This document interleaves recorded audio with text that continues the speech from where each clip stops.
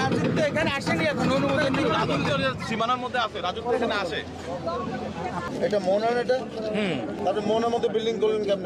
যেই কাগজটার ভিত্তিতে আপনি বিল্ডিংটা করছেন, ওই কাগজটা কি দেখাইছে? ওটা আছে আপনার কাছে? না, তারা অনেক বেশি রাজনৈতিকভাবে তারা শক্তিশালী। আমি দেখতে চাই কত বড় শক্তিশালী তারা। যদি নোটিশ পেতে আমি আগেই সরাই ফেলতাম, কিন্তু উইদাউট নোটিশ ক্ষতি হচ্ছে আমার। অবৈধ দখলদারদের জন্য আমি কোনো ধরনের বৈধ নোটিশ দিব না।